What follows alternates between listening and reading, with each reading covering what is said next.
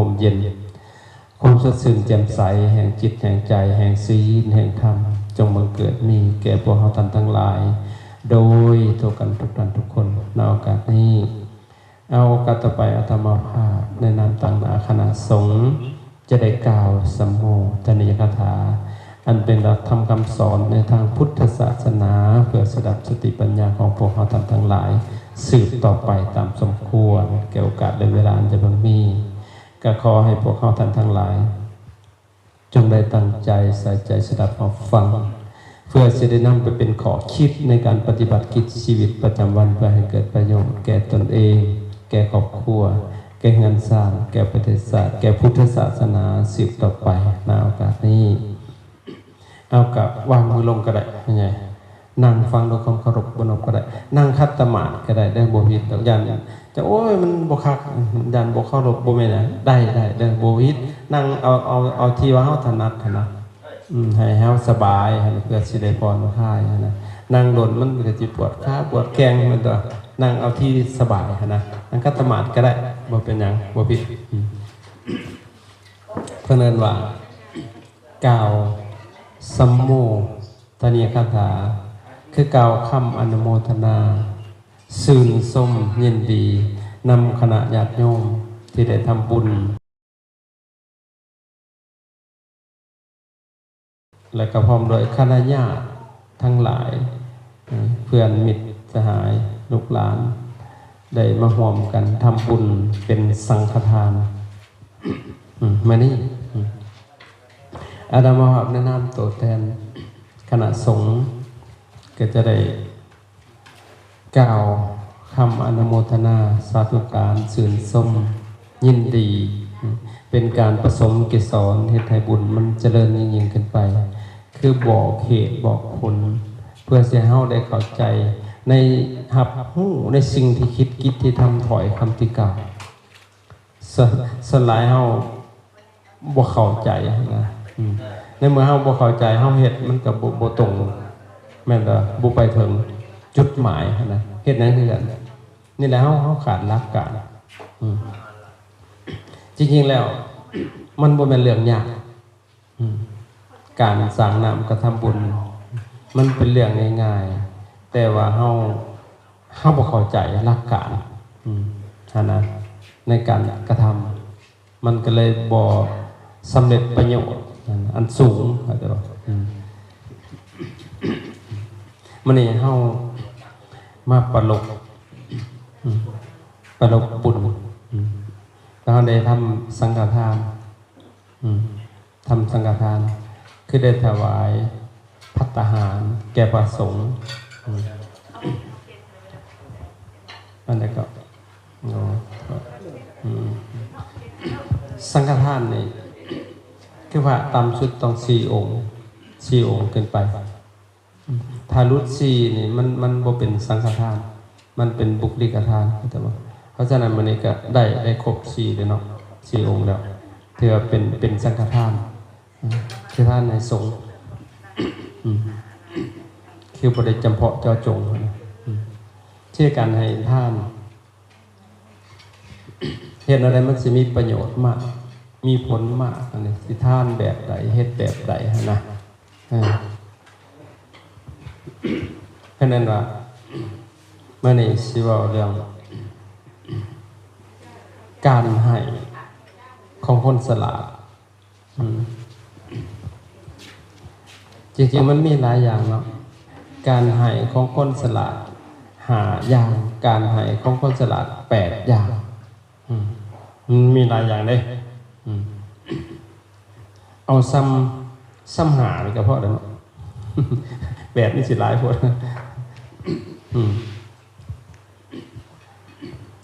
แต่ว่า8ก็ได้เอ้า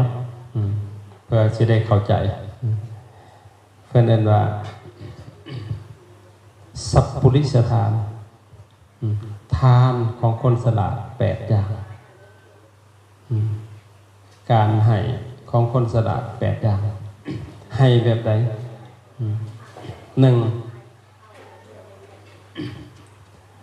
ให้ของสะอาดจำไว้เด้อ ท่านแปลว่าไหแปลว่าเอาไหนะอันหนึ่งคือไหของสะอาดสะอาดนั่นจะหมายถึงสภาพจิตใจทรัพย์สมบัติที่เฮาได้มาด้วยความบริสุทธิ์นั่นแหละเฮาบ่ได้ไปสอบไปกุงไปโลภเอาของผู้ใดมานะแบบสะอาดหมดจดสภาพจิตใจของเฮาแต่อีกแบบนึงก็คือความสะอาดสังเกตบอกเฮาเวลาเฮาใส่ทานเฮาเช็ดปานนี้เฮ็ดละเอียดได้นะสะอาดนะบ่เปื้อนเฮ็ดให้มันสะอาดนะคำว่าสะอาดมันเข้าใจได้ง่ายๆอยู่เนาะนี่ให้ของสะอาดต่อมาอีกให้ของปานี่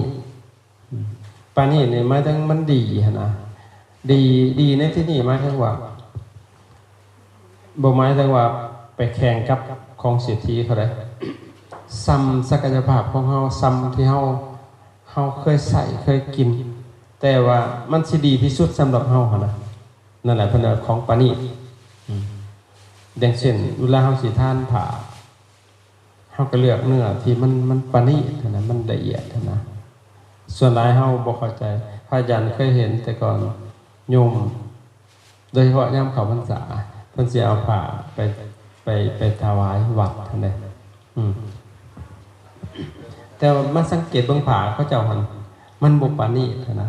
เป็นเนื้อหยาบๆบางๆคันแม่นยาคูนุ่งตัวน้อยนุ่งก็ว่าแม่นแดนเซอร์แล้วไปเลี้ยวทะลุมันบางๆนะ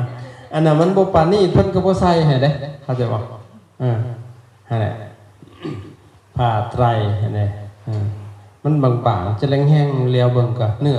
หยาบๆใส่เลยก็มันก็บ่คักนะนั่นแต่แล้วเฮาทานของบ่ปานนี้นับแต่อาหารหวานข้าวทุกสิ่งอย่างที่ว่ามันดีขึ้นนั่นแหละคือของปราณีตของละเอียดขึ้นไปคันให้ของไอ้เสาหมองเฮาก็ได้ของเสาหมองเฮาให้ของปราณีตเฮาก็ได้ของปราณีตสังเกตลงเนี่ยเฮาเป็นผู้จับสิ่งของสิ่งหนึ่งยืนให้แก่ผู้อื่นนะสมมติของสิ่งนั้นนะ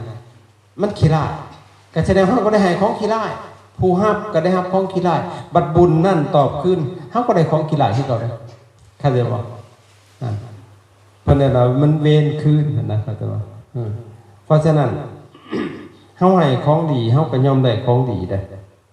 บัดผลตอบแทนมันนะมันก็ย่อมได้สิ่งที่ดีๆนะนี่คือให้ของปานีปานนั้นให้ของปานียอมได้ครับของปานีอีหยังก็แล้วแต่เวลาเฮาเสียไปให้เฮาคิดว่าดีที่สุดสำหรับเฮาหั่นนะบ่หมายมั่นว่าสิไปแข่งกับของเศรษฐีเขาหั่นนะมันดีที่สุดสำหรับเฮาแล้วว่าซั่นต่อไปปานีละเอียดที่สุดแล้วนั่น1ให้ของสะอาด2ให้ของปานี3ให้ของสมควรยังถามก่อนให้ของสมควรในที่นี้หมายถึงว่าสมควรแก่สมณะสาหุเด้อคือพระเพิ่นใส่อีหยังหั่นนะส่วนลังเทื่อโยมนี่ให้บ่สมควรกับพระเลยหั่นนะพระเพิ่นใส่เครื่องใส่แนวใดเพิ่นดื่มเพิ่นฉันจังใดนะเพิ่นอยู่จังใดของสมควรกับเพิ่นนะคันมันบ่สมควรกับสมณะสาหุมันก็บ่แม่นเนาะเพราะเพิ่นใส่บ่คือโยมพระนะอย่างเช่นพระเพิ่นบ่ได้นุ่งสงนุ่งเสื้อนะเฮาส่งเสื้อไปท่านก็บ่สมควรอย่างยิ่งน่ะเห็นบ่อย่างเช่นพระเพิ่นบ่ได้ทำมาหากินเฮาสิเอาสัตตะอาวุธไปทานให้เพิ่นบ่สมควรอย่างยิ่งอย่างเช่นพระเพิ่นบ่ได้ดื่มสุราเมลัยยาสูบพวกนี้เฮาบ่ควรเอาไปทานให้เพิ่นอย่างยิ่งมันบ่สมควรกับเพิ่นเข้าใจบ่ไอ้ตัวอย่างนี่เด้อโยมบ่เข้าใจยาสูบนี่นะเคยเห็นแต่สมัยอาตมาบวชใหม่เขาเจ้าเอายาสูบมาเขียนให้ มีแต่ยาสูบคักๆเว้ยเอามาให้แล้วเขียนให้พระนะพุทธซ่องละซ่องเนี่ยจ้ะพระก็ห่วยคักแล้วเว้ยจริงๆมันบ่แม่นเลยคีรณะเภสัชนั่นแหละคีรณะแปลว่าหยังไงแปลว่าคนป่วย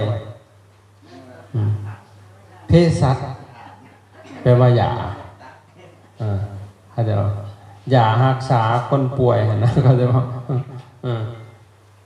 คือยารักษาคนป่วยไข้เนี่ยเข้าใจป่ะเภสัชเข้าใจป่ะเฮาก็เอายาสูบไป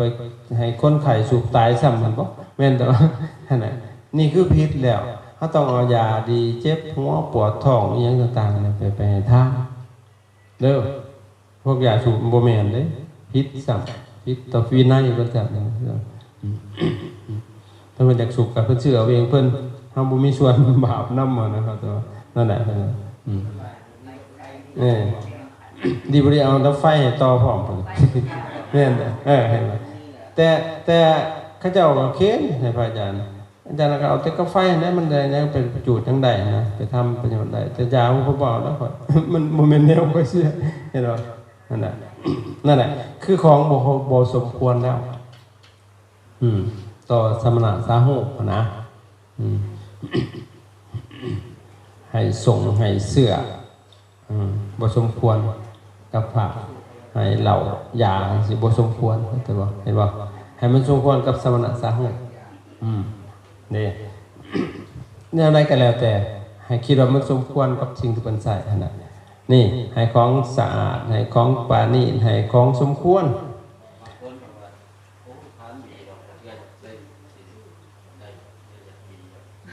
อันไหนฮะท่านวีมันบ่สมควรนี่หั่นน่ะเนี่ยครูบ่มีผมบาดตั้งแต่เฮาจับก็ยังพลาดตกตายเลยเนาะเพิ่นโกนท่านวีมันแล้วบาดนี้มันบ่สมควรคือกันกับเฮาเอาแว่นไปให้คนตาบอดจะไข่หัวมันยังมันบ่เห็นดอกมันตาบอดอยู่แล้วแม่นตัวเอ้าแย่งเบิ่งในแว่นบักบอดมันสิเห็นจะบอกบ่เอาแว่นไปให้คนมือกุดมันสิใส่แท้ละบาดนี่แม่นตัวนั่นแหละต้องเอาไม่เท่าให้คนตาบอดแม่นตัวนั่นคือสมควรเอาแว่นเอาบอดแย่งมามึงรอบ่มันก็บ่เห็นดอกแม่นตัวมันบ่สมควรเข้าใจบ่เอาวีให้ยะครูว่าเรื่องวีพระอาจารย์เคยเจอแต่สมัยบวชใหม่เขาถวายกองบุญไม่วีกูสิไปวีอย่างน้อบัดเนี่ยวีมีสินพ่อหวยการสินให้เนี่ยพอเพิ่นก็ยังสิได้ขึ้นไปเฮือนอยู่วีนี่มันบ่ควรเพราะว่าพระเพิ่นบ่ได้ใช้แต่แว่นมันได้ใช้อยู่มันแท้สิโกนผมก็ได้แย่งอยู่เพราะว่ามันบ่เห็นนะคือพระอาจารย์นี่โกนผมเองบ่ได้แต่ละองค์บ่ได้โกนให้กันได้บ่เคยให้หมู่มาบ่ายหัวได้เพราะว่าเฮาบ่เชื่อมือมันนักมันสิเสียบหัวเฮาหั่นน่ะเพราะว่ามันพาบักโม่บ่ได้มือหนักๆเนาะพระอาจารย์ต้องโกนเองมันพระโกนเองบ่ได้ใส่หมู่โกนหั่นน่ะนั่นแหละใส่แว่นนี่ก็ได้ก็เพิ่นก็ได้ใส่หั่นนะเข้าใจบ่แต่วีหั่นแคนเซิลซะมันบ่ได้ดอกเนี่ยครูบ่ได้ใช้เข้าใจบ่ให้เด้นั่นแหละโอ้เข้าใจถามใส่วีหั่นน่ะอ้าวพวกเจ้าคือบ่ทานรถทาเทือนเด้ซะน่ะพวกเจ้าสิบ่มีเฮือนอยู่แล้วซะน่ะแม่นแต่ว่านี่คันคิดนั่นเอาตรงๆหั่นนะแม่นแต่ว่านี่คนเฮาคิดตามใจตัวเองนะเข้าใจบ่มันบ่เกี่ยวบุญมันจัดสรรให้เข้าใจบ่บุญมันจัดสรรให้เองเลยสมมุติว่าเจ้าท่านผ่าเจ้าเอาส่งให้ยะครูบ่ได้ใช้สิเกิดประโยชน์หยังซะแม่นแต่ว่ามีเข้าอยู่เจ้านางเฝ้ามันสิอิ่มนะบ่เกิดประโยชน์เลยคันสิ่งใดสิบ่ได้ใช้แม่นแต่ว่านั่นแหละบ่เกิดประโยชน์อันนี้สงแบบประโยชน์เด้เข้าใจบ่หั่นน่ะคือว่าเจ้าท่านผ่าเนาะพ่อแม่ตายไปเจ้ากับท่านผ่าให้มันเหมาะกับสมณะสังฆ์เอาผ่าจีวรถ้ามันมีได้ผ่าไตเฮาก็ลดลงมาเอาผ่าสบงพื้นนึงก็ได้บนบ่มีอีหลีก็ผ่าเช็ดโตเอาบาดมันบ่มีอีหลีก็ผ่าเช็ดมือที่ละบาดมันต้องได้แม่นแต่ว่าผ่าจัดเป็นเนื้อผ่าบุญจัดสรรให้เจ้าเองครับเจ้าได้ท่านผ่าเลยเด้นั่นเฮาล่ะคิดว่า ท่านตัวใดสิใดเช่นนั้นแสดงว่าบ่มีเฮือนดอกบ่เคยทานเฮือนจักคนรถบ่เคยทานก็สิบ่มีรถขี่เอาแม่นแต่ว่าเจ้าบ่เคยให้หยังเจ้าก็สิบ่ได้ตัวแม่นแต่ว่านั่นแหละเจ้าเข้าใจผิดเข้าใจว่ามันบ่แม่นได้สิ่งนั้นบุญมันเป็นนามธรรมเข้าใจบ่มันเป็นในทุกสิ่งแล้วเนาะแม่นแต่ว่าบุญนั่นมันเป็นนามธรรมเด้หลายคนถามเนี่ยอาตมาก็หัวเนาะเขาเข้าใจจังซี่ก็ว่ากันเฮาก็มีหน้าที่ชี้แจงกันนะครับสิ่งใดที่เกิดประโยชน์หลายๆเจ้าได้บุญเข้าใจบ่เวลาเจ้าต้องการสิ่งใดสิ่งนั้นก็สิมาฮอดเจ้าเข้าใจบ่นั่นแหละมันเป็นนามธรรม